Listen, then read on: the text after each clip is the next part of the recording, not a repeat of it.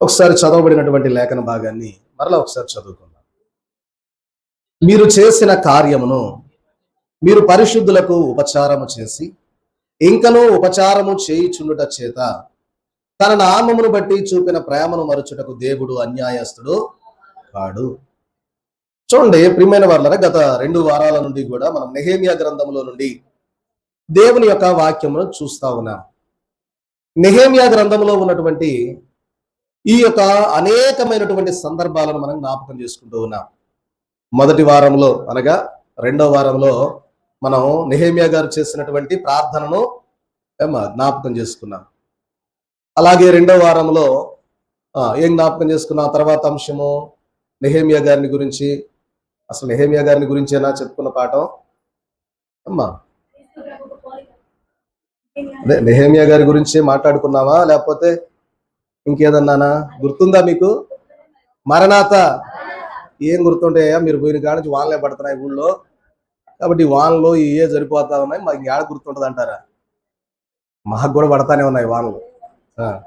సరే, మంచిది. చూడండి ప్రియమైన వర్లరా, ఈరోజు మన యొక్క ధ్యానాంశం ఏంటి అంటే, ప్రియమైన వర్లరా, ఏంటి ఈరోజు మన అంశము అంటే, నన్ను జ్ఞాపకము చేసుకొనుము. చూడండి నెహెమ్యా గ్రంథంలో ప్రియమైన వర్లరా మనం జ్ఞాపకం చేసుకుంటే, నెహెమ్యా భక్తుడు నన్ను జ్ఞాపకము చేసుకొనుము దేవా అనేటటువంటి మాటలు 4 పర్యాయాలు వాడాడు. ఈరోజు మన యొక్క పాఠం ఏంటి అంటే, నెహెమ్యా గ్రంథంలో నెహెమ్యా గారు దేవా నన్ను జ్ఞాపకము చేసుకొనుము అని వాడినటువంటి సందర్భాలు ఏంటి? ఎందుకు ఆయన మాటలు వాడాల్సి వచ్చింది? చూడండి, దేవా నన్ను జ్ఞాపకం చేసుకోయా అని ఇంకా బైబిల్లో అనేక మంది భక్తులు అన్నారు. చూడండి, ఇంచుమించుగా ఒక 9 మంది పేర్లు నేను మీకు జస్ట్ ఊరక మీకు తెలియజేస్తాను, రాసుకుంటే రాసుకోండి. నెహెమ్యా యొక్క పరిస్థితులు మనం జ్ఞాపకం చేసుకునే ముందుగా ప్రియమైన వారలరా మనం చూస్తే, ఒకటి నెహెమ్యా గారు మనం చూస్తాం అది గనక. రెండవదిగా చూస్తే సిలువ పైనటు ఉన్నటువంటి దొంగ లూకాసు వార్త 23వ అధ్యాయం 42వ వచనంలో అంటాడు, దేవా నువ్వు నీ రాజ్యంతో వచ్చినప్పుడు నన్ను జ్ఞాపకం చేసుకో అంటాడు. చూడండి, అలాగనే మరొక మాట చూస్తే హన్నా గారు సమూయేలు మొదటి గ్రంథము 1వ అధ్యాయం 11వ వచనంలో కూడా హన్నా గారు షీలోహు మందిరంలోనికి వెళ్ళి, అయ్యా ఇదిగో నన్ను ఒకసారి జ్ఞాపకం చేసుకో, నాకు సంతానం అనుగ్రహింపజేయని హన్నా గారు షీలోహు మందిరంలోనికి వెళ్ళి దేవుణ్ణి జ్ఞాపకం చేసుకోమని అడిగారు. ప్రియమైన వాళ్ళరా, మరొకటిగా చూస్తే హిజ్కియా గ్రంథము, మరి మన చూడండి హిజ్కియా గారు యెషయా గ్రంథంలో మనం చూస్తే 38వ అధ్యాయం 3వ వచనంలో అంటాడు, యెహోవా ఇదిగో దేవా నేను నీ సన్నిధిలో చేసినటువంటి కార్యములన్నీ ఒకసారి జ్ఞాపకం చేసుకోయా అంటాడు. అర్థమవుతుందన్నమాట. దేవా నన్ను జ్ఞాపకం చేసుకునే మాట నెహెమ్యా గారు వాడారు. అలాగనే పరిశుద్ధ గ్రంథంలో అనేక మంది భక్తులు అన్నారు ఆ మాట. ఎందుకు అన్నారు చూద్దాం. చూడండి, మరణకరమైన వ్యాధి సంభవించినప్పుడు హిజ్కియా అంటాడు, దేవా నన్ను జ్ఞాపకం చేసుకోయా. చూడండి, అలాగే యోసేపు గారు కూడా ఆదికాండ గ్రంథం 40వ అధ్యాయం 14వ వచనంలో ప్రియమైన వర్లరా అక్కడ పానాధికారితో అంటాడు, గాని ఇది దేవుని గురించి కాదు, గాని ఆయన అంటాడు నన్ను జ్ఞాపకం చేసుకో అని ఆ పానదాయకుడికి చెప్తాడు. మరొకటి చూస్తే కీర్తనల గ్రంథం 25వ కీర్తన 6-7 వచనాల్లో చూస్తే అక్కడ దావీదు గారు అంటాడు, దేవా నీ కృపానుసారముగా నన్ను జ్ఞాపకంలోనికి తెచ్చుకోయా అంటాడు. అలాగనే యోబు గ్రంథంలో యోబు గారు అంటాడు, యోబు గ్రంథం 14వ అధ్యాయం 13వ వచనంలో అంటాడు, నన్ను జ్ఞాపకంలోనికి తెచ్చుకో. చూడండి, హబక్కుకు గ్రంథం ఇర్మియా గ్రంథంలో కూడా ఇర్మియా భక్తుడు 15:15లో అంటాడు, ఇర్మియా గ్రంథం 15:15లో యెహోవా నన్ను జ్ఞాపకంలోనికి తెచ్చుకోయా. అలాగనే హబక్కుకు గ్రంథంలో హబక్కుకు గారు కూడా అంటారు 3:2లో. చూడండి, ఇవన్నీ మనం జ్ఞాపకం చేసుకుంటే భక్తులైన వారు అందరూ కూడా దేవా నన్ను జ్ఞాపకం చేసుకో, నన్ను జ్ఞాపకం చేసుకో, జ్ఞాపకం చేసుకో అంటే దేవుడు ఏమైనా మర్చిపోయేవాడా అమ్మా? చూడండి ఒకసారి యెషయా గ్రంథం 49వ అధ్యాయం 15-16 వచనాలు చూస్తే, యెషయా గ్రంథము 49వ అధ్యాయము 15-16 వచనాలలో చూస్తే అక్కడ ఒక మాట మనకు కనబడతా ఉన్నది. స్త్రీ తన గర్భమున పుట్టిన బిడ్డను కరుణింపకుండా తన చంటి పిల్లను మరచునా? వారైనా మరచుదురు గాని నేను నిన్ను మరవను. చూడుము, నా అరచేతులలో నిన్ను చెక్కి ఉన్నాను. చూడండి ప్రియమైన వారలారా, దేవుడు సెలవిస్తూ ఉన్న మాట ఏంటయ్యా అంటే, స్త్రీ తన గర్భంలో పుట్టిన బిడ్డను కరుణింపకుండా తన చంటి పిల్లను మరచునా, ఒకవేళ అది అయినా జరుగుద్దేమో గాని నేను నిన్ను మరవను, నేను నిన్ను విడవను, ఎడబాయను. ఇదిగో చూడు, నేను నిన్ను నా అరచేతులలో చెక్కుకొని ఉన్నాను అన్నాడు. కానీ భక్తులు అంటా ఉన్నారు, అయ్యా ఒకసారి నన్ను జ్ఞాపకం చేసుకో. చూడండి ప్రియమైన వారలారా, మనము జరిగించినటువంటి కార్యములను దేవుడు ఎప్పుడు కూడా ఆయన మరచిపోడు అనే సంగతి ప్రియమైన వారలారా మనం జ్ఞాపకం ఉంచుకొని దేవుని సన్నిధిలో ప్రభువుని మనం అడగవలసిన వారమై ఉన్నాం. కాబట్టి దేవుడు తెలియజేస్తూ ఉన్న మాట ఏంటి అంటే, ప్రియమైన వారలారా నేను నిన్ను ఎన్నడను విడవను, ఎడబాయను. కాబట్టి ప్రియమైన వారలారా మనం జ్ఞాపకం చేసుకుంటే, నెహెమ్యా గ్రంథంలో గాన మనం చూస్తే, నెహెమ్యా గ్రంథంలో ప్రియమైన వారలారా, నెహెమ్యా గ్రంథము 13 అధ్యాయాలు మొత్తం ఉంటే, ఈ 13 అధ్యాయాల మొత్తము సారాంశం అంతా కూడా ఏముంటదయ్యా అంటే, చిన్న చిన్న ప్రార్థనలతో నెహెమ్యా దేవుని వేడుకుంటా ఉంటాడు. అయ్యా నన్ను జ్ఞాపకం చేసుకోయా, నన్ను జ్ఞాపకం చేసుకో, ఈ పనిని బట్టి నన్ను జ్ఞాపకం చేసుకో. చూడండి, మీరు జ్ఞాపకం ఉంటే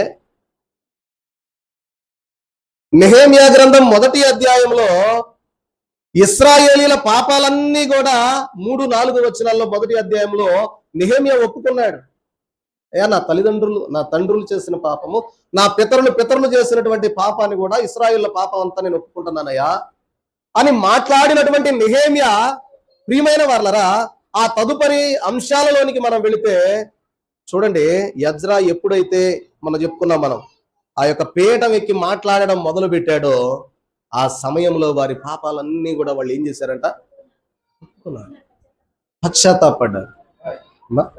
అర్థమవుతుందన్నమాట. మరణాత. చూడండి ప్రియమైన వారలారా, ఈరోజు మన పాఠంలో ఉన్నటువంటి అంశం ఏంటి అంటే, దేవా నన్ను జ్ఞాపకము చేసుకునము.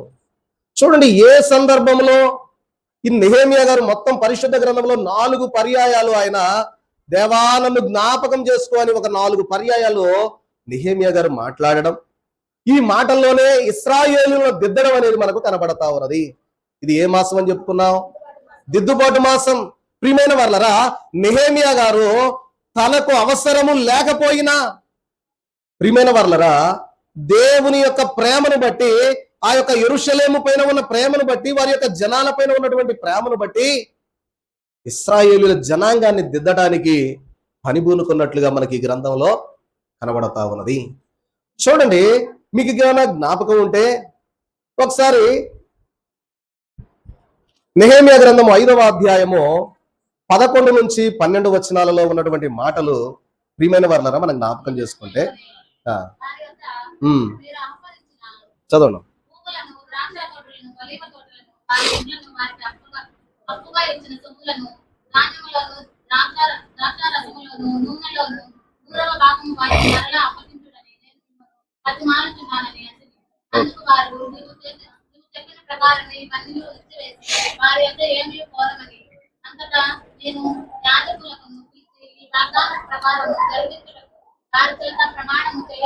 మంచిది. ప్రియమైన వారలారా, చూడండి, ఇక్కడ భక్తుడైనటువంటి నెహెమ్యా గారు పేదలైన వారి యొక్క స్థితి అన్యాయమైనటువంటి పరిస్థితిలోనికి వెళ్ళినప్పుడు వారికి న్యాయమును కనబరచడానికి, న్యాయము అనుగ్రహింపజేయడానికి ఇశ్రాయేలులో అనేక మంది పేదలుగా మారిపోయినటువంటి కారణాన ఎవరైతే పేద స్థితిలోనికి వెళ్ళారో అటువంటి పేదలను ప్రియమైన వారలారా ఎందుకు అలా వెళ్ళారో వారిని పరామర్శించి, వారిని కనుగొని, వారిలో ఉన్నటువంటి లోటుపాటులను సరిచేయడానికి, ఇశ్రాయేలును దిద్దడానికి పనిబూనుకున్నాడు. 5వ అధ్యాయం ప్రారంభం నుంచి 12 వచనాలలో ఉన్నటువంటి సంగతులు మీరు కనుక జ్ఞాపకం చేసుకుంటే, మరణాత నిద్రెవరికి రావట్లేదుగా, నిద్రపోయేటట్టయితే నాకు కూడా నిద్రే వస్తుంది. కాబట్టి మీరు మెలకుగా ఉండండి, మెలకువగా ఉండండి.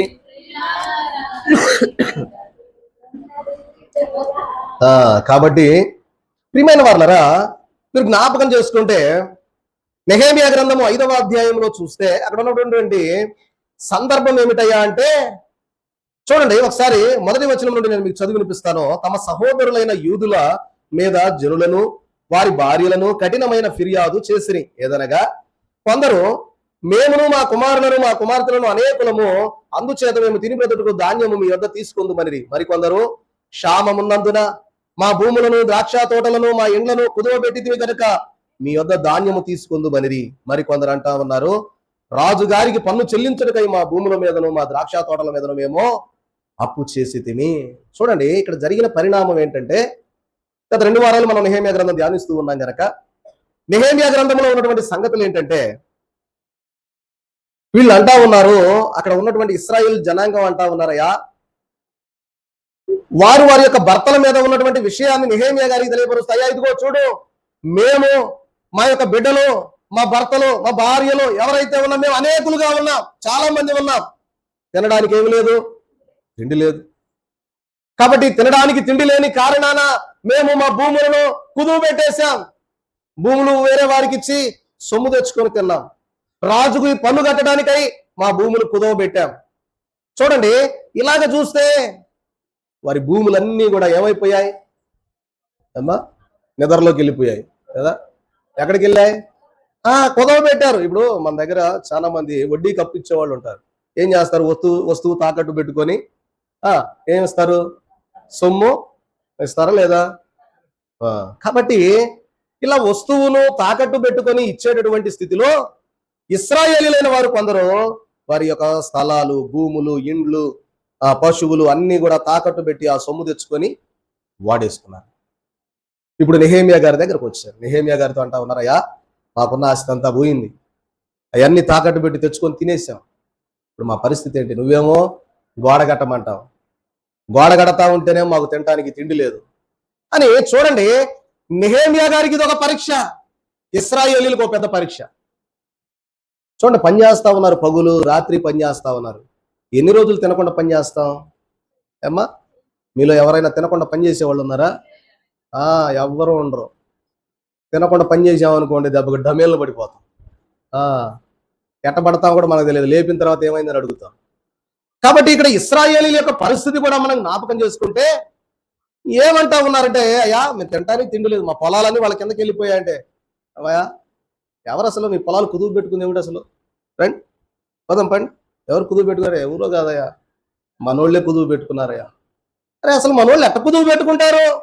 ధర్మశాస్త్ర గ్రంథం ఏం చెప్తా ఉంది? నీ సహోదరుని ప్రేమించి నీ సహోదరునికి ఇవ్వమని చెప్తా ఉంటే ఎలా కుదువు పెట్టుకొని వాళ్ళు సొమ్ము తీసుకొని సొమ్ము మీకు ఇచ్చి మీ భూములు ఆక్రమించారు? ఒకవేళ ఆక్రమించిన కొన్ని సంవత్సరాల తర్వాత వాటిని విడుదల చేయాలని ఉంది కదా, ఎందుకు విడుదల చేయలేదు? పోదాం పండి అని చెప్పి ఏమ్మా, ఎవరైతే సొమ్మును తాకట్టు పెట్టుకున్నారో ఇశ్రాయేలీల్లోనే వారి సహోదరుల దగ్గరికి వెళ్ళి నెహెమ్యా గారు అంటా ఉన్నారు, ఇశ్రాయేలీలతో నెహెమ్యా గారు అంటూ ఉన్నారు, ఓ నా సహోదరులారా, మీకు ఈ మాటలు జ్ఞాపకం ఉన్నాయా?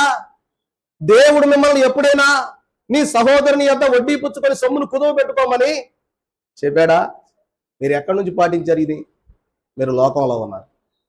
కాబట్టి మీ యొక్క చుట్టూ ఉన్నటువంటి పరిస్థితులు, ఆ జనులు చేసేటటువంటి విధానాన్ని బట్టి వారి సొమ్ముని కుదువ పెట్టుకొని మీరు వడ్డీకి డబ్బులు ఇచ్చారు. దేవుడు ఏం చెప్పాడో తెలుసా? ఒకవేళ వస్తువుని నీవు గాన ఈ రోజు కుదవ పెట్టుకొని నువ్వు డబ్బులు ఇస్తే గాన సాయంకాలానికి మళ్ళీ ఆ వస్తువు అతనికి ఇచ్చేసి అన్నాడు దేవుడు. అమ్మా, ఇది మనకు ధర్మశాస్త్రంలో కూర్చున్నటువంటి నిబంధనలు, లేవియా కాండంలో ఇవన్నీ కూడా ఒక క్రమంగా రాస్తాడు దేవుడు. ఒకవేళ నీ యొక్క సహోదరుని యొక్క వస్తువుని ఏదైనా నువ్వు కుదవ పెట్టుకొని డబ్బులు ఇచ్చుంటే ధర్మశాస్త్రం ప్రకారం నువ్వు సాయంకాలానికి ఏం చేయాలంట? దాన్ని మళ్ళా తిరిగి, ఒకవేళ అది ఆ రాత్రి అతను కప్పుకునే దుప్పటి అయిందనుకో, వేసుకునే వస్త్రం అయిందనుకో, ఏమండి సిమియన్ రాజు గారు, కప్పుకునే దుప్పటి వస్త్రం అయిందనుకో, చలికి ఆ దుప్పటి లేకపోతే ఏమనుకుంటాడు వాడు? ఏమ్మా బాధపడతాడా లేదా? ఈ దుప్పటి వాడికి ఇచ్చి డబ్బులు తెచ్చుకున్నానే, అయ్యా ఇదిగో వాడు మళ్ళా నాకు తిరిగి లేదయ్యా దుప్పటి దేవా అని చెప్పి వాడు గాన మొరబెడితే నీకున్న దుప్పట్లు కూడా బీకేస్తానంటాడు దేవుడు. నీకున్నవి కూడా బీకేస్తా అనేది ధర్మశాస్త్రమును గురించినటువంటి సంగతులు మీరు వినలేదా? మాట్లాడట్లేదు. మీరు కాదు, వాళ్ళు ఏం మాట్లాడట్లేదు. అంటే వాళ్ళకి ఏం తెలియడం లేదంటే ధర్మశాస్త్రం గుర్తిన సంగతులు తెలియలా. బయట వాళ్ళు వడ్డీకి ఇస్తున్నారు, తీసుకున్నారు. వీళ్ళు తెలివిగా వాళ్ళ దగ్గర తీసుకున్నారు ముందు, తర్వాత వీళ్ళ దగ్గర తీసుకున్నారు, 2 సార్లు తీసేసుకున్నారు డబ్బులు. ఇప్పుడు నెహెమ్యా అంటున్నాడు, ఏమయ్యా మన సహోదరులే కదా, మనం కానీ ఇవ్వకపోతే ఎవరు ఇస్తారు, ఏంటిది, ఏమనుకుంటా ఉన్నారు అని చెప్పి నెహెమ్యా గారు మిమ్మల్ని బతిమిలాడుతున్నాను, దయచేసి ఇదిగో వీళ్ళని విడిపించండి, వాళ్ళ సొమ్ములు వాళ్ళకి ఇవ్వండి, వాళ్ళు తినటానికి కాయలు పెట్టండి, మనందరం కలిసి పని చేయాలి కదా అని అన్నాడు. ప్రియమైన వారు, ఆ సమయంలో వాళ్ళు ఏం చేశారంటే పశ్చాత్తాపడ్డారు.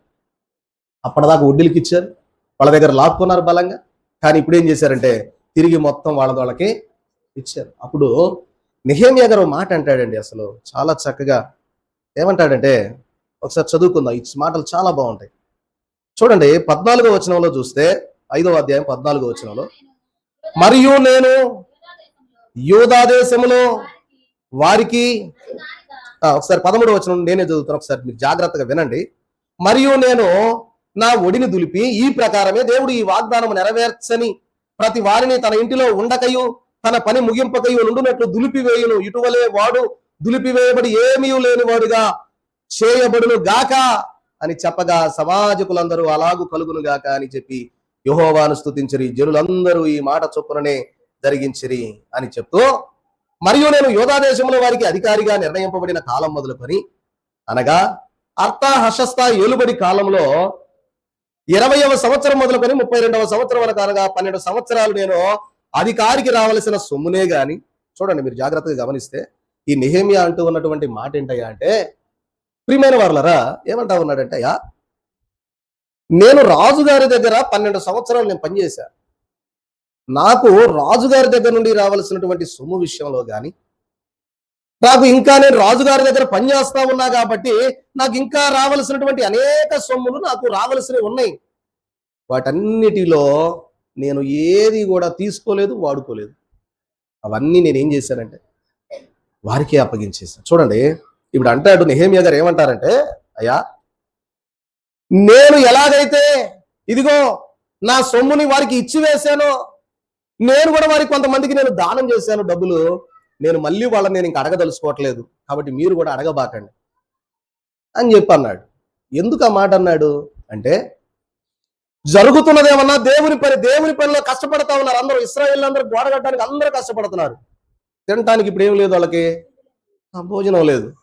కాబట్టి భోజనం లేని కారణాన వాళ్ళు అడుగుతూ ఉన్నటువంటి సమయంలో, ప్రియమైన వార్లరా, అప్పుడు నెహెమ్యా గారు వారందరినీ పిలిచి అందరి యొక్క అకౌంట్లన్నీ క్లియర్ చేసి, ఇక ఇప్పుడు అన్నాడు, ప్రియమైన వార్లరా, ఒకే ఒక మాట 13వ వచనంలో అన్న మాటలు ఏంటంటే, దేవుడు మీరు గాన వారి యొక్క సొమ్ము విషయంలో మీరు కృప చూపించకపోతే దేవుడు మిమ్మల్ని అందరినీ దులిపేస్తాడు అన్నాడు. వాళ్ళందరూ కూడా అలాగే అగునుగాక అన్నారు, ఎందుకంటే అందరు తీసుకున్న వాళ్ళేగా. వాళ్ళందరూ ఏమన్నారు, అలాగే జరుగునుగాక అన్నారు. కాబట్టి ప్రియమైన వార్లరా, ఎప్పుడైతే ఈ యొక్క మాటలను బట్టి చేశాడో నెహెమ్యా గారు, ఇశ్రాయేలీలకు ఉన్నటువంటి బాకీలన్నీ కూడా క్లియర్ చేశాడో, అప్పుడు దేవుణ్ణి అడుగుతా ఉన్నాడు. ఏమన్నాడు, ఒకసారి 19వ వచనం చదవండి, 5వ అధ్యాయం 19వ వచనం. నా దేవా, ఈ జనులకు నేను చేసిన సకలమైన ఉపకారములను బట్టి నాకు మేలు కలుగునట్లుగా నన్ను దృష్టించుము. చూడండి ప్రియమైన వారలారా, ఇక్కడ అంటూ ఉన్నటువంటి మాట ఏంటి అంటే, నా దేవా, ఈ జనులకు నేను చేసిన సకలమైన ఉపకారములను బట్టి నాకు మేలు కలుగునట్లుగా నన్ను దృష్టించుము. చూసారా, అంటే నెహెమ్యా గారు ఏదైతే ఆ జనుల పక్షంగా ఒక కార్యాన్ని చేశాడో, ఆ కార్యాన్ని బట్టి దేవుని దగ్గరకు వచ్చి అంటా ఉన్నాడయ్యా, ఇదిగో ఈ జనుల పక్షంగా నేను చేసిన ఈ కార్యాన్ని బట్టి నన్ను ఒకసారి జ్ఞాపకం చేసుకోయా, మేలుకయ్య అంటా ఉన్నాడు. అంటే జ్ఞాపకం చేసుకోవడం అంటే ఏంటి అసలు? నెహెమ్యా గారు ఏమడుగుతున్నారు దేవుణ్ణి? జ్ఞాపకం చేసుకోమని అంటా ఉన్నాడు. అసలు ఏం జ్ఞాపకం చేసుకోవాలంటే, రేపు మేడలో మిద్దెలు నాకు ఇయ్యా అని అడుగుతున్నాడా? అయ్యా ఇదిగో నేను ఎడుతున్నా కదా, ఇక్కడంతా నేను కార్యక్రమం జరిగిస్తున్నా కదా, నాకు మంచి ఉన్నతమైన స్థితి, రాజు దగ్గర గిన్నె కాదు, అసలు రాజునే అయిపోవాలా, ఈ కార్యాన్ని బట్టి అని అడిగాడా? అడగలా. ఏమడుగుతా ఉన్నాడయ్యా అంటే, దేవా మేలు కొరకు నన్ను జ్ఞాపకం చేసుకోవచ్చు చాలు. చూడండి, హిజ్కియా విషయంలో కూడా హిజ్కియా ఏమంటాడో తెలుసా? దేవా, నేను చేసిన కార్యాలన్నీ ఒకసారి జ్ఞాపకం చేసుకో. నీ పనిలో నేను చేసిన కార్యాలు అన్నీ ఒకసారి జ్ఞాపకం చేసుకో. నేను చేసిన మంచి పనులు జ్ఞాపకం చేసుకో. చూడండి, క్షామకరమైన స్థితి హిజ్కియాకు మరి మరణం సంభవించినప్పుడు హిజ్కియా మాట్లాడే మాట, ఇక్కడ నెహెమియా గారు మాట్లాడుతూ ఉన్న మాట ఏంటి అంటే, దేవా, నన్ను ఈ జనులకు నేను చేసిన సకలమైన ఉపచారములను బట్టి నాకు మేలు కలుగునట్లు నన్ను దృష్టించుము అన్నాడు. సరే, మంచిది. ఒకదానికే సమయం అయిపోయింది. మరి చూద్దాం, ఇంకా 3 సందర్భాలు ఉన్నాయి. రెండవదిగా చూస్తే నెహెమియా గ్రంథము 13వ అధ్యాయంలో మనం చూస్తే, ఈరోజు పాఠం అంతా 13వ అధ్యాయంలో మిగిలిందంతా ఉంటుంది. చూడండి, మీరు ఇందాక నేను చదివించిన మాట మీరు టిక్ చేసుకోవచ్చు. 5వ అధ్యాయం 19వ వచనాన్ని ఒకసారి మీరు పెన్నుతో టిక్ చేసి పెట్టుకోండి, మీకు ఎప్పుడైనా జ్ఞాపకం ఉంటుంది. తర్వాత చూస్తే నెహెమియా గ్రంథం 13వ అధ్యాయం 7 నుంచి 14 వచనాలు చూస్తే, చూడండి, ఇక్కడ అంటాడు, 7వ వచనం నుండి 14వ వచనం చదవడమ్మా. యెరూషలేమునకు వచ్చి ఎల్యాషీబు దేవుని మందిరంలో టోబియాకు ఒక గది ఏర్పరచి చేసిన కీడంతయు తెలుసుకొని బహుగా దుఃఖపడి ఆ గదిలో నుండి టోబియా యొక్క సామాగ్రి అంతయు అవతల పారవేసి గదులన్నీ శుభ్రము చేయుడని ఆజ్ఞాపింపగా వారు అలాగూ చేసిరి. పిమ్మట మందిరం పాత్రలు నైవేద్యం. అంటే ఇక్కడ ఎలా దిద్దాడయ్యా అంటే, ప్రియమైన వాళ్ళరా, మందిరాన్ని దిద్దాడు, మందిరంలో ఉన్నటువంటి పరిస్థితులను దిద్దాడు. ఏం చేస్తా ఉన్నాడు నెహెమియా గారు అంటే, ప్రియమైన వాళ్ళరా, మీరు జ్ఞాపకం చేసుకుంటే చూడండి, 7వ వచనంలో, యెరూషలేమునకు వచ్చి ఎల్యాషీబు దేవుని మందిరంలో టోబియాకు ఒక గది ఏర్పరచి చేసిన కీడంతా తెలుసుకున్నాడు. నేను మీకు గత వారంలో చెప్పా, ఏమనంటే, ఇక్కడ కార్యక్రమం అంతా కూడా ముగించుకొని నెహెమియా మరలా తిరిగి ఎక్కడికి వెళ్ళాడు? రాజు దగ్గరకు వెళ్ళాడు. ఇప్పుడు రాజు గారి దగ్గర నుండి మరలా తిరిగి ప్రియమైన వాళ్ళరా యెరూషలేమునకు వచ్చాడు. ఇప్పుడు యెరూషలేమునకు వచ్చి ప్రియమైన వాళ్ళరా చూసేటప్పటికే మందిరంలో ఏమైపోయింది అంటే, ఏమైపోయింది? మందిరం అంతా కూడా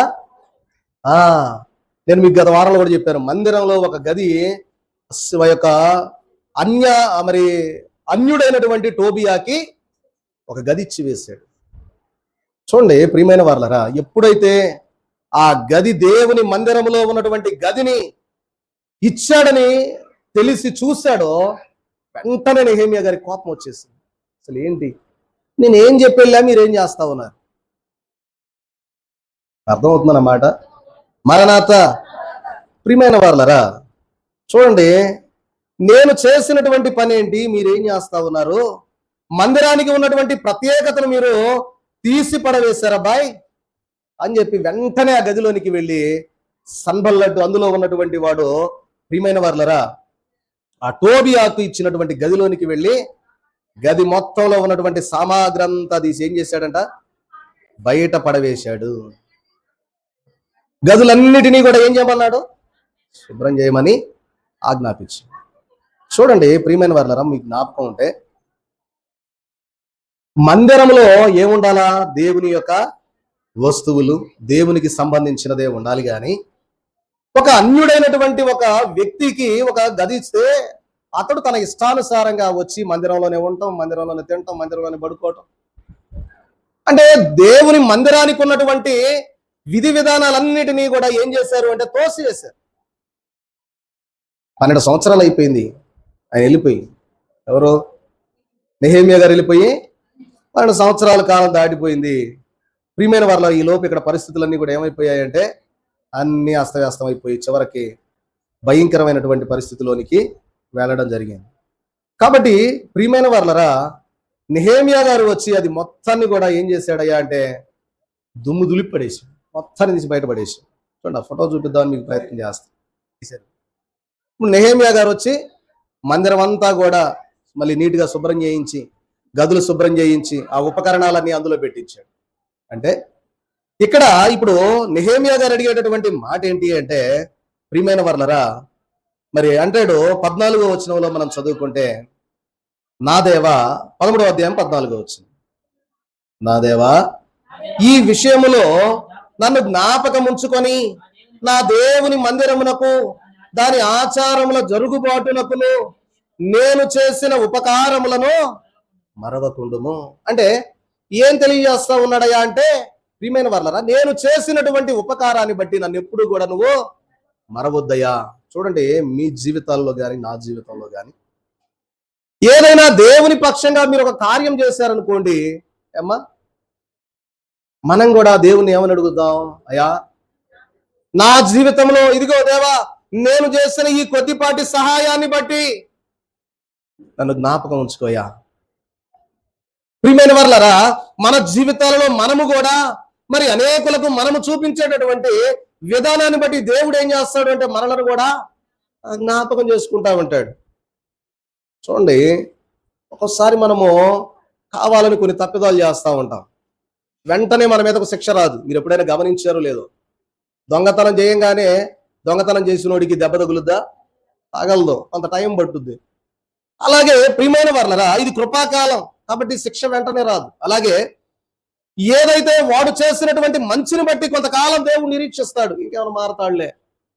కాబట్టి మన జీవితాలలో కూడా మనం కూడా ఏదైనా పొరపాటు చేస్తుంటే నన్ను క్షమించి దేవా, ఇదిగో నేను చేసిన పనిని బట్టి నన్ను జ్ఞాపకం చేసుకోయా అని మనం దేవుణ్ణి అడగడానికి ఒక అవకాశం ఉంటుంది. అంటే మన జీవితాల్లో కూడా నెహెమ్యా గారు ఎలాగైతే ఆయన చేసిన పనులు ఎవరో చేశాడు, తన ఇంటికి చేసి దేవుణ్ణి అడిగాడా? అయ్యా, నా తండ్రి సరిగా లేడు, ఆయన అచ్చం తాగుబోతుడు, ఆయన బాగు చేశాను, బాగు చేసినందుకు ఇదిగో నువ్వు నన్ను జ్ఞాపకం చేసుకోయా అని అడిగాడా? అని అడగలా. నా తమ్ముడి విషయంలో అడగటలా. ఎవరి విషయం అడుగుతున్నాడయ్యా అంటే, ఇదిగో ఇశ్రాయేలీయుల జనాంగం అంతటిని గూర్చి, ఇది దేవుని జనాంగము, దేవుని చేత ఏర్పాటు చేయబడిన ఈ జనాంగమును ఒక దారిలో పెట్టడానికి నన్ను వాడుకున్నావే, ఆ పనిని బట్టి నన్ను జ్ఞాపకం చేసుకోయా, నన్ను మరవద్దయ్యా.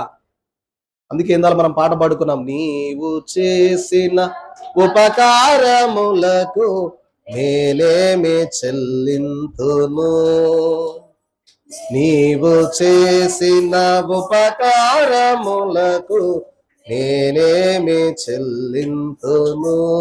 కాబట్టి ఏమంటా ఉన్నారంటే, ఆయన చేసినటువంటి ఉపకారాలు మనం ఏం చేయలేము, ఏమి ఇవ్వలేం. కానీ ప్రియమైన వారలరా, మనము అనేకుల ఎడల జరిగించిన కార్యాన్ని బట్టి దేవుని దగ్గర మనం ఏమని చెప్పాలి అంటే, అయ్యా ఈ పనిని బట్టి నన్ను జ్ఞాపకం పెట్టుకోయా.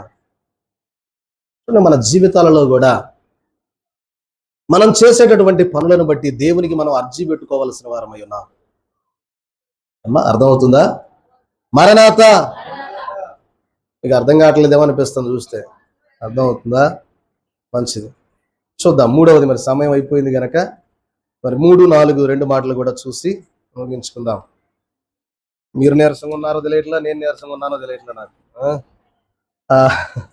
సరే, మూడవదిగా చూస్తే నెహెమ్యా గ్రంథం 13వ అధ్యాయంలోనే 15వ వచనం నుండి 22వ వచనం వరకు చూస్తే ఇక్కడ ఒక సందర్భాన్ని జ్ఞాపకం చేస్తాడు. ఏమని? ఆ దినములలో యూదులలో కొందరు విశ్రాంతి దినమున ద్రాక్ష తొట్లను త్రొక్కుటయు, గింజల తొట్లలో పోయుటయు, గాడిదల మీద బరువులు మోయుటయు, ద్రాక్షారసమును, ద్రాక్ష పండ్లను, అంజూరపు పండ్లను, నానా విధములైన బరువులను విశ్రాంతి దినమున యెరూషలేములోనికి తీసుకొని వచ్చుటయు చూచి ఈ ఆహార వస్తువులను ఆ దినమున అమ్మిన వారిని గద్దించి తిని. చూడండి, ఇప్పుడు 2 పనులు చేశాడు నెహెమ్యా గారు. ఒకటేమో పేదలకు, ఇశ్రాయేలులో ఎవరైతే ఆస్తులు కోల్పోయి వడ్డీకి డబ్బులు తీసుకొని ఎవరైతే అన్యాయంగా మరి ప్రియమైన వారలరా అన్యాయం పాలైపోయారో వాళ్ళకి న్యాయం తీర్చాడు. దాని దృష్టిలో, దేవుని దృష్టిలో ఆ విషయం పైన దేవుని దగ్గర మార్కులు కొట్టేశాడు నెహెమ్యా. రెండవదిగా చూస్తే అందరికంటే చాలా ప్రాముఖ్యమైన యెరూషలేము మందిరం. యెరూషలేము మందిరం పాడైపోతే యెరూషలేము మందిరాన్ని బాగు చేశాడు, అక్కడ ఉన్న జనులను దిద్దాడు, ఆలయంలో యాజకులను నిలబెట్టాడు. దానిని బట్టి ప్రియమైన వారలారా ఒక మంచి పని చేశాడు. అందును బట్టి అంటున్నాడు, దేవా ఈ పనిని బట్టి నన్ను జ్ఞాపకం చేసుకో, ఎప్పటికీ మరవద్దయ్యా అన్నాడు. ఇప్పుడు మూడవదిగా చూస్తే అంటూ ఉన్నారు, ఏమని అంటే ప్రియమైన వారలారా ఆ దినాలలో కొందరు ఏం చేస్తా ఉన్నారంటే, విశ్రాంతి దినమున విశ్రాంతి దినాన్ని ఆచరించకుండా ఎవడు పనులకు వెళ్ళిపోతున్నాడు. చూడండి, విశ్రాంతి దినమును పరిశుద్ధముగా ఆచరించుట ఆశీర్వాదకరం అని బైబిల్ గ్రంథం సెలవిస్తా ఉంది. చూడండి, ఆదివారం మనం మందిరానికి రావాలి అని మనం ఒక విధిగా ప్రియమైన వారలారా ఒక స్థితి కలిగి ఉండాల, ఒక ఆలోచన కలిగి ఉండాల. దేవుని పరిశుద్ధ దినము గనక నేను నా దేవుని సన్నిధానంలోనికి వెళ్ళి దేవునితో నేను సహవాసంలో ఉండాలా అనుకోవాలా? అమ్మా కొద్ది సమయం ఓపిక పట్టండి, అయిపోవచ్చు.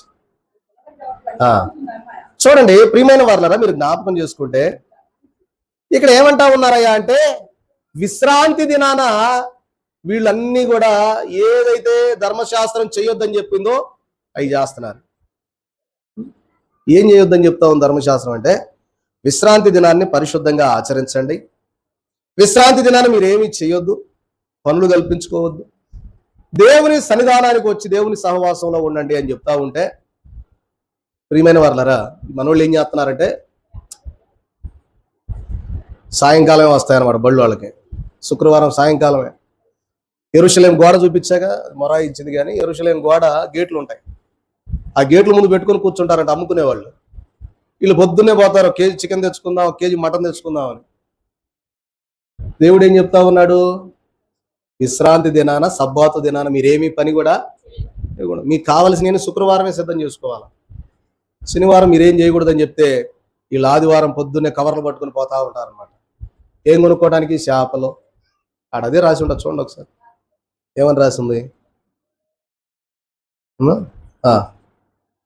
చూడండి 15వ వచనం, ఆ దినములలో యూదులలో కొందరు విశ్రాంతి దినమున ద్రాక్ష తోటలను త్రొక్కుటయు, గింజల తోటలలో బోయుటయు, గాడిదల మీద బరువు మోపుటయు, ద్రాక్షారసము, ద్రాక్ష పండ్లు, అంజూర పండ్లు, నానా విధములైన బరువులను విశ్రాంతి దినమున యెరూషలేములోనికి తీసుకుని వచ్చుటయు చూచి ఈ ఆహార వస్తువులను ఆ దినమున అమ్మిన వారిని గద్దించి తిని, తూర్పు దేశస్థులు కాపురముండి యెరూషలేములోను విశ్రాంతి దినములో యూదులకు చేపలు మొదలైన నానా విధ, ఇంకా అవన్నీ రాయలా, ఏం రాయలా, మేకలు, ఎద్దులు, దున్నపోతులు అవి అన్నీ ఉన్నాయి, కోళ్ళు, ఇవన్నీ రాయకుండా పరిశుద్ధాత్మ దేవుడు చేపలు నానా విధమైన వస్తువులను రాశాడు. కాబట్టి విశ్రాంతి దినం కాగానే వెళ్ళిపోయి చక్కగా 1 కేజీ మటనో చికెనో తెచ్చుకొని వండుకొని కమ్మంగా తిని, ఇలా విశ్రాంతి దినం కాసేపు రెస్ట్ తీసుకొని మళ్ళీ పోయి రే పానబట్టేట్టు చూడండి, తెదరండి, ద్రాక్షకాయలు తెచ్చి గానుగులో పోయండి, గాడిదలు కట్టండి, వాటి మీద కాడేయండి, తిరుగుతూ ఉంటాయి. అయ్యే విశ్రాంతి దినం అయితే మనకు విశ్రాంతి, కానీ దోళ్లకు వాటికే విశ్రాంతి. వాళ్ళు బరువులు గాడిదల మీద వేశారు, చేయకూడని పనులు చేశారు, అసలు విశ్రాంతి దినాన్ని తోసేశారు. ఇలా ఆదివారం మందిరం అంటే కూడా పరిస్థితులు అంతకంటే భయంకరంగా ఉన్నాయి. చూడండి, విశ్రాంతి దినాన్ని మనం పరిశుద్ధంగా ఆచరించకపోతే బహు భయంకరమైన, ప్రియమైన వారలారా, అనేకమైనటువంటి ఇబ్బందులు మనకు ఎదురవుతూ ఉంటాయి. మనం మాత్రం చూడండి, చాలా మంది మనలో కూడా మందిరానికి రావడానికి ఏదో ఒక పని అదే రోజు వస్తుంది, కానీ వాటన్నిటిని నువ్వు పక్కన పెట్టి ఎప్పుడైతే దేవుని సన్నిధానంలోకి వచ్చి ఈ 2 గంటలు నువ్వు ఆయన సన్నిధిలో గడుపుతావో అప్పుడు నువ్వు కూడా నెహెమ్యా వలె, దేవా ఈ పనిని బట్టి, నీ సన్నిధానానికి నేను రావడాన్ని బట్టి నన్ను దీవించు, నా కుటుంబాలను దీవించయ్యా, నా పనులను దీవించు అని అడగడానికి ఉంటుంది. మనమేమో ఇంట్లో కూర్చొని, అయ్యగారు సాతాను ఎదిరింపులో శిరచ్ఛేదనంలో రాశారు ఒక మాట, ఏమని రాశారు? గుడికి ఎందుకు పోవలను, ఇంట్లో కూర్చొని ప్రార్థన చేసుకుంటే సరిపోదా? సరిపోదు. కాబట్టి దేవుని మందిరానికి రావాలా అని మీకు అనేక పర్యాయాలు చెప్పడం జరిగింది. అలాగే ఇక్కడ ఏం చేశాడయ్యా అంటే, నెహెమ్యా గారు, అరే ఆ చేపలు అమ్మేవాళ్ళు ఎవరు, వాళ్ళు చూడండి అసలు ఎవరు అమ్ముతున్నారు, ఆ గేట్ల దగ్గర ఎవరు ఉన్నారు, వాళ్ళ పట్టకరండి అన్నాడు. వాళ్ళకి చెప్పాడు, అబ్బాయి మాకు విశ్రాంతి దినం అని ఒకటి ఉంది, మీరు రాబాకండి, కొన్ని వెళ్ళిపోండి, ఇంకెక్కడెక్కడ మీరు కనపడొద్దు అన్నాడు. వీళ్ళు ఏం చేశారంటే లోపల అమ్మటం వదిలిపెట్టి గేట్లు బయట అమ్మటం మొదలుపెట్టారు. ఇక ఏమండి, మీ చుట్టూ కోట వదిలిపెట్టి మేము బయట అమ్ముకుంటున్నాం, మేము లోపలికి రావట్లా అన్నారు. అప్పుడు నెహెమ్యా గారు అన్నారు, ఇంకోసారి మీరు గేటు బయట కనుక కనపడ్డారంటే మిమ్మల్ని బయటికి పోకుండా లోపలేస్తారన్నాడు. అక్కడ నుండి ఇక ముందే చెప్పాడు, అరే బాబు శుక్రవారం సాయంకాలమే యెరూషలేము గేట్లన్నీ మూసేసేయండి, ఎవడు బయటికి పోవడానికి వెళ్ళేది, లోపలికి రావడానికి వెళ్ళేది, మొత్తం మూసేశారు. ఆ బయట వాళ్ళు కూడా ఎవరు కొనకపోయేటప్పటికి ఏం చేస్తారు? ఏమా మీరు కూరగాయలు అమ్మడానికి వెళ్ళారు, ఎవరైనా అమ్మేవాళ్ళు ఉంటే ఎవరు కొనకపోతే ఏం చేస్తారు? ఇంటికి వస్తారా లేదా? మాట్లాడాలి, తిరుగుతారా? అయినా సరే నేను ఈరోజు మొత్తం తిరగాలని చెప్పి ఊరంతా తిరుగుతారా? కాసేపు తిరుగుతారు, ఎవరు కొనకపోతే ఇంటికే వస్తాం. అట్లానే నెహెమ్యా గారు చేసినటువంటి పని కూడా, వారు చేసిన దాన్ని బట్టి వారికి ఎన్నడూ కూడా మరి విశ్రాంతి దినాన ఆ ప్రాంతానికి రాలా. అప్పుడు నెహెమియా గారు అంటా ఉన్నారు 22వ వచనం, అది కూడా మీరు టిక్ చేసుకోండి. అప్పుడు తమను తాము పవిత్ర పరచుకొనవలెననియు విశ్రాంతి దినమును ఆచరించుటకు వచ్చి గుమ్మములను కాచుకొనవలెననియు లేవీయులకు నేను ఆజ్ఞాపించితిని. నా దేవా, ఇందును గూర్చియు నన్ను జ్ఞాపకం ఉంచుకొని నీ కృపాతిశయము చొప్పున నన్ను రక్షించు. వాళ్ళకి డ్యూటీలు వేసాడు. రే బాబు, మీరు ఎవరైతే యెరూషలేము మందిరానికి అక్కడికి వస్తున్నారో, వచ్చినోళ్ళు మీ ఆ గుమ్మాల జాగ్రత్తగా మీరే కావలు కాసుకోవాలి. ఒకటి పని వాళ్ళు పెట్టడం కాదు. ఆ గుమ్మాల కాడ కావాలి మీరే. ఇదిగో ఈ వారం ఇంతమంది, ఈ వారం ఇంతమంది అని మీరే ఉండండి అని చెప్పి కొన్ని ఏర్పాటు చేశారు నెహెమియా గారు.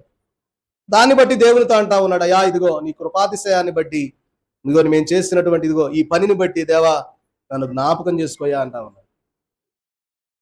అమ్మా, సమయం అయిపోయింది కనుక ముగిస్తున్నాను. చివరిగా ఒక మాట చెప్పి ముగిస్తాను. 4వదిగా చూస్తే నెహెమియా గ్రంథం 13వ అధ్యాయం 23 నుంచి 31 వచనం దాకా ఈ మాటలు మనకు కనబడతాయి. అంటే ఇంచుమించుగా నెహెమియా గ్రంథం 13వ అధ్యాయం అంతా ఈ రోజు మనం చూస్తా ఉన్నాం. చదవండి. ఆ దినములలో అష్డోదు, అమ్మోను, మోయాబు సంబంధులైన స్త్రీలను వివాహం చేసుకున్న కొందరు యూదులు నాకు కనబడి, వారి కుమారులు సగం మంది అష్డోదు భాష మాట్లాడువారు, వారు ఆయా భాషలు మాట్లాడువారు గాని యూదుల భాష వారిలో ఎవరికి రాదు. అంతటా నేను వారితో వాదించి వారిని శపించి కొందరిని కొట్టి వారి తల వెంట్రుకలను పెరికివేసి, మీరు వారి కుమారులకు మీ కుమార్తెను ఇయ్యకయు, మీ కుమారులకైనను మీ అంటే ఏమంటా ఉన్నారయ్యా అంటే, ఈ యెరూషలేములో ఏం జరిగింది అంటే, చెరలోకి వెళ్ళిపోయిన తర్వాత అన్ని జాతులు యెరూషలేములోకి వచ్చారు.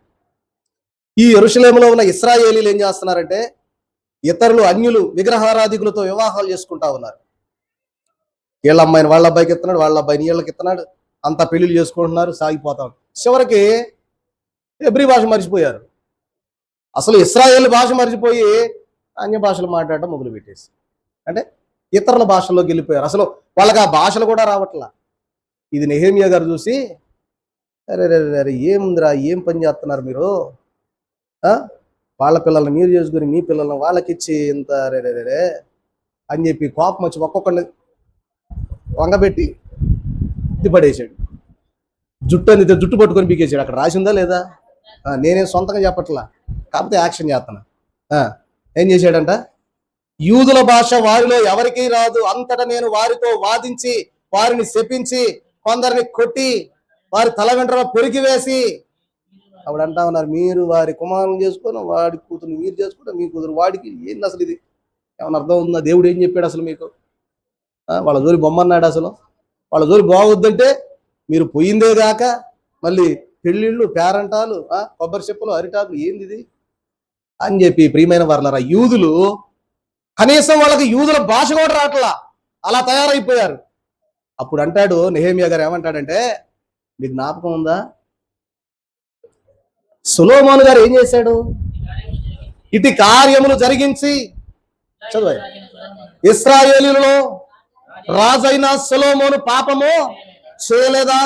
అనేక జనములలో అతని వంటి రాజు లేకపోయినను అతడు తన దేవుని చేత ప్రేమింపబడిన వాడై ఇశ్రాయేలీయులందరి మీద రాజుగా నియమింపబడినను అన్య స్త్రీలు అతని చేత సహా పాపం చేయించలేదు. అతని చేత సహా పాపం చేయించలేదా అని రాశాడు. అంటే ఏమంటా ఉన్నాడు నెహెమియా గారు అంటే, సొలొమోను గారు తెలుసుగా మీ అందరికీ అమ్మా అన్నాడు. నెహెమియా గారు వచ్చి, సొలొమోను రాజు తెలుసు కదరా మనందరికీ. సొలొమోను గారి పరిస్థితి ఏమైంది? అసలు ఇశ్రాయేలును ఏలిన రాజులలో అతని వంటి రాజు ఎక్కడైనా ఉన్నాడా? లేడు. అంతటి గొప్ప పెద్ద రాజునే ఈ అన్య స్త్రీలు ఏం చేశారంట, ఆయనతో సహా పాపాన్ని చేపించేసి.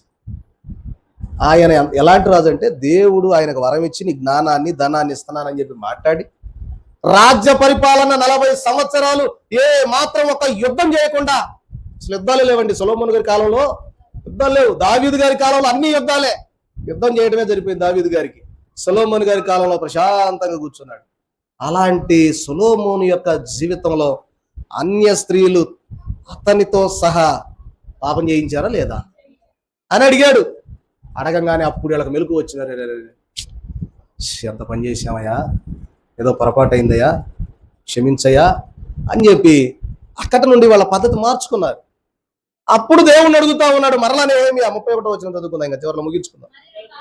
మరియు కావలసి వచ్చినప్పుడల్లా కఠినార్పణను ప్రథమ ఫలములను తీసుకొని వచ్చినట్లుగా నేను నియమించి తిని, నా దేవా మేలుకై నన్ను జ్ఞాపకముంచుకొనుము. చూసారా? అంటే 4 విధాలుగా ఇశ్రాయేలును దిద్దాడు. ఎన్ని విధాలుగా దిద్దాడు? 4 విధాలు. ఒకటి చెప్పండి, మొదటిది ఏం చెప్పండి? మీకు అసలు బొమ్మలు కూడా వేయట్లేదు. లేదు, మరి మీ అదృష్టమో నా అదృష్టమో అది ఆగిపోయింది. మొదటిది ఏం చేశాడు? పేదలకు న్యాయం తీర్చాడు. ఎలా న్యాయం తీర్చాడంటే, భయంకరమైనటువంటి వారి తిండి నిమిత్తం వారి పొలాలు, పంట పొలాలు, పశువులను తాకట్టు పెట్టి డబ్బులు తెచ్చుకొని వాడుకుంటే వాళ్ళ విషయంలో కృప చూపించి దేవుడు చెప్పిన మాటలు చెప్పి, మనం ఇలా చేయటం మంచిది కాదయ్యా, దేవుడు మీ అందరికి కీడు వస్తుంది, నా మాట వినండి, నేను ఇచ్చిన అన్ని కూడా ఇక ఇడిచిపెట్టేసా, నాకేం వద్దు, నేను ఇచ్చిన ఏమి నాకు ఇవ్వద్దు, అన్ని వాళ్ళకే అని చెప్పి వాళ్ళకి ఇచ్చేసి పేదల విషయంలో ఏం చేశాడు? న్యాయం తీర్చాడు. రెండవది ఏంటి? ఇక అక్కడ నుంచి మాకు గుర్తులేదు అయ్యారు అంటారా? రెండవది మందిర విషయంలో, మందిరంలో టోబియాకి ఏమి ఇచ్చారు? ఒక గది ఇచ్చారు. కాబట్టి పరిశుద్ధంగా ఉండాల్సినటువంటి మందిరంలో అనేకమైనటువంటి వాటిని తీసుకొచ్చి మీరు ఇలాగ చేయడం అనేది కరెక్ట్ కాదని చెప్పి టోబియా ఉండగానే ఆ సామాన్లన్నీ ఇసిరిసిరి కొట్టాడు నెహెమ్యా. ఇసిరి పడేసాడు టోబియాని కూడా. ఇసిరి లాగి బయటపడేసి, చెప్పుకోపో, నీ దిక్కున్న కాడ చెప్పుకోపోరా, ఎవరు నువ్వు అని చెప్పాను. మొత్తం లాగి బయటపడేసి సామాన్లన్నీ బయటపడేసాడు, మొత్తం ఎత్తుకొని వెళ్ళిపోయాడు. మూడవది ఏంటి అంటే, విశ్రాంతి దినాన్ని పరిశుద్ధంగా ఆచరించినటువంటి కారణాన, విశ్రాంతి దినం పరిశుద్ధంగా ఆచరించకపోతే బాగోదు, మీకు మామూలుగా ఉండదు. ఎవడైతే విశ్రాంతి దినాన్ని పని చేస్తున్నాడో ఇది వాడికి తగిన శిక్ష వస్తుంది, జాగ్రత్త అని చెప్పి గేట్లు మూయించాడు. మీరందరూ లోపలే ఉండండి, ఎవ్వరు ఆ రోజు ఏ పని చేయదు, దేవుని దగ్గర కూర్చోండి అన్నాడు. ఇక నాలుగవది ఏం చేశారు? అన్య స్త్రీలను వివాహం చేసుకుంటే సొలొమోను గారిని జ్ఞాపకం చేసి, రాజు అంతటోనే వదిలిపెట్టలేదురా, వాళ్ళు మీరు ఎంతటోళ్ళరా, మిమ్మల్ని నాశనం చేస్తారా, మీకు తెలియట్లేదురా, నా మాట వినండి అయ్యా, సొలొమోను రాజు అంతటోటి ఆగమైపోయాడు రా, మీరే పాటోళ్ళు, తిండికి తిప్పలకి మీరు తిప్పలు పడతా ఉన్నారు అని చెప్పి నా మాట వినండి అని మొత్తం వాళ్ళకి ధర్మశాస్త్రం సంగతులు చెప్తే అప్పుడు వాళ్ళు సరి చేసుకున్నారు. 4 విషయాల్లో దేవుడు, ప్రియమైన వర్లారా, నెహెమ్యా గారు ఇశ్రాయేలుని ఏం చేశాడు? దిద్దాడు. ప్రియమైన వర్లారా, ఈ 4 విషయాల్లో దిద్దినటువంటి కారణాన దేవుణ్ణి అడుగుతా ఉన్నాడయ్యా, నన్ను జ్ఞాపకం చేసుకో, ఈ విధానాన్ని బట్టి నన్ను జ్ఞాపకం చేసుకోయా. ప్రియమైన వర్లారా, మనము కూడా మన జీవితాలలో వచ్చేటటువంటి అనేకమైనటువంటి ఇబ్బందులను బట్టి, ఇతరులకు కలిగేటటువంటి స్థితిగతులను బట్టి నీవు కన్నీరు గార్చి ప్రార్థన చేస్తా ఉన్నావా? దేవుని వేడుకుంటా ఉన్నావా? దేవునితో సహవాసంలో ఉంటా ఉన్నావా? అదేమీ లేకపోతే ప్రియమైన వర్లారా, ఆయన మనల్ని ఎలా జ్ఞాపకం చేసుకుంటాడు? దేవుని పని కొరకై నీవేదైనా పని చేసావా? పని చేస్తే, అయ్యా ఇదిగో ఈ పనిని బట్టి అయినా నన్ను జ్ఞాపకం చేసుకోదేవా అని అడగడానికి నీకు ఒక అవకాశం ఉంటుంది. ఏం పని నువ్వు చేస్తా ఉన్నావు? ప్రతి ఒక్కరము మన యొక్క సొంత పనుల్ని ప్రియమైన వర్లారా చేసుకుంటా ఉంటాము, కానీ దేవుని పని కొరకు ఎవరం ప్రయాసపడగలుగుతా ఉన్నాం? నెహెమ్యా గారు ఆ పని చేశారు. కాబట్టి నెహెమ్యా గారి విషయంలో ప్రియమైన వర్లారా దేవుడు కృప చూపించాడు. చూడండి, మరి నెహెమ్యా గారికి యేసుక్రీస్తు ప్రభు వారికి ఉన్నటువంటి పోలికలు మనం చక్కగా నేర్చుకున్నాం గత వారంలో. కాబట్టి మన జీవితంలో కూడా మనము కూడా దేవుని యొక్క పనుల్లో మనము పనిచేసి ఆయన పని కొరకు ప్రయాసపడి అప్పుడు అనాలా, ఏమని? అయ్యా నన్ను జ్ఞాపకం చేసుకోయా. ఈ చిన్న పనిని బట్టి, పెద్ద పని కాదు ఇది, నువ్వు చేసినటువంటి మేళలో, నాకు చేసిన మేళలో నేను చేసేది ఇదిగో అల్పం, కొద్దిదే అని అడగాలి. కానీ అయ్యా పెద్ద పని చేశానయ్యా, దీవించాయా అన్నావు అనుకో, ఏం పెద్ద పని చేసావయ్యా నువ్వు అమ్మా? ఏమంటాడు? ఏం పెద్ద పని చేసావు? నేను చేసిన దానికంటే నువ్వు చేసింది అన్న పెద్ద పనా? నేను నిన్ను నిర్మించి నీకు కావాల్సిన అన్ని సమస్త సృష్టిలో అన్ని ఏర్పాటు చేస్తే నువ్వు జీవిస్తా ఉన్నావు, నువ్వు చేసింది పెద్ద పనా, నేను చేసింది పెద్ద పనా అంటాడా లేదా? మాట్లాడట్లా మీరు. మరణాత మరణాత. కాబట్టి నేను చేసిన ఈ చిన్న పని ప్రభువా, సరే అది జ్ఞాపకం చేసుకుని నన్ను ఎప్పుడు మర్చిపోబాకయ్యా. ఏదన్నా పొరపాటులో ఏదన్నా నేను తప్పిజారి ఏదన్నా చేయకూడని పని ఏదన్నా చేసినప్పుడు, విశ్రాంతి దినాన ఆదివారం మందిరానికి బాగలేక బాగా విరోచనాలు అయిపోయి అసలు లేవలేని స్థితిలో నేనున్నప్పుడు మందిరానికి రాలేదని అనుకోబాకయ్యా, ఇదిగో రోజు వస్తున్నాగా ఇదిసారి జ్ఞాపకం చేసుకో అమ్మా. అది అట్ట జ్ఞాపకం, అంతేగాని మీరు ఇంకేదేదో అనుకోబాకండి. కాబట్టి అనేకులను ప్రియమైన వర్లరా ప్రభువుని గురించి తెలియని వారికి ప్రభువుని పరిచయం చేయాలి. అది మన పని. నువ్వేమి కూడా వాళ్ళ దగ్గర పోయి నువ్వు చెప్పాలి. మన నడవడికే, మన ప్రవర్తనే ఏమైపోద్ది అవతల వారికి సువార్త అవ్వాల. దైవజనులు దేవదాసయ్య గారు ఒక రోజు ఎవరికి నేను సువార్త చెప్పలేదయా అని చెప్పి ఇంటికి వచ్చి భోజనం పెడితే, దేవా ఇదిగో నేను ఈ రోజు ఎవ్వరికి సువార్త చెప్పలేదు కనుక ఈ భోజనం చేయడానికి నేను అర్హులు కాదయా అని అంటే, ఆ రోజు ప్రభు దైవజనుతో మాట్లాడుతూ, దేవదాసు ఎవరికి సువార్త చెప్పట్లేదు అంటావేంటి? అదిగో నువ్వు ఆ చెరువు గట్టును అలా నడిచి వెళతా ఉంటే ఆ బట్టలు ఉతుక్కుంటా పనులు చేసుకుంటా ఉన్నారే, వాళ్ళు చూసి నిన్ను చూసి నన్ను పోల్చుకున్నారయ్యా. నిజంగా అసలు ఏసై నడిచినట్టే నడిచిపోతున్నాడే, ఎవరు ఈయన, భలే ఉంది, ఇలా ఉంటారేమో అని నీలో నన్ను చూశారు. దేవదాసు నువ్వేం బాధపడ మాకు, ఈరోజు నువ్వు వాళ్ళకి సువార్త చెప్పావు అని చెప్పి దైవజనునికి ప్రభువు మాట్లాడడం. ప్రియమైన వాళ్ళ అలాగే మనలో కూడా మనలను బట్టి, మనం చేసే పనులను బట్టి అనేకులు దేవుని వైపు ఆకర్షింపబడాలి అనేది మరి నెహెమ్యా గ్రంథాన్ని బట్టి మనం చూస్తూ ఉన్నటువంటి మాటలను మనం జ్ఞాపకం చేసుకుంటూ ఉన్నాం. కాబట్టి ప్రియమైన వర్లరా మన జీవితాలలో కూడా మనం దేవునికి చేసినటువంటి కార్యములను బట్టి, దేవా ఈ పనిని బట్టి నన్ను జ్ఞాపకం చేసుకోయా, ఇదిగో ఈ చిన్న పనిని బట్టి నన్ను మర్చిపోవద్దయ్యా, ఎల్లప్పుడూ ఇదిగో నన్ను జ్ఞాపకం చేసుకోయా అని మనం అడగడమే తప్ప ప్రియమైన వర్లరా ఆయన మనం ప్రశ్నించే వారముగా ఉండకూడదు. ఆయన ప్రశ్నించడం మొదలు పెడితే మన దగ్గర సమాధానమే ఉండదు. మనం ప్రశ్నిస్తే ఆయన చెప్తాడు సమాధానం, కానీ ఆయన ప్రశ్నిస్తే మనం సమాధానం చెప్పడానికి మన దగ్గర సమాధానం ఉండదు. కాబట్టి ఆయన ప్రశ్నించక మనము ఆయన్ను గోజాడుతూ తగ్గించుకొని ఆయన యొక్క సంగతులను జ్ఞాపకం చేసుకుంటూ ఆయన మహిమ రాకడకు ఆయత్తపడగలిగే కృప చేరి వచ్చిన మన ఎల్లరకు నేటి దిద్దుబాటు మాసంలో దిద్దుబాటు పండుగ దీవెన ఆశీర్వాదములతో దేవుడు మనలను బలపరచి దీవించును గాక. ఆమేన్.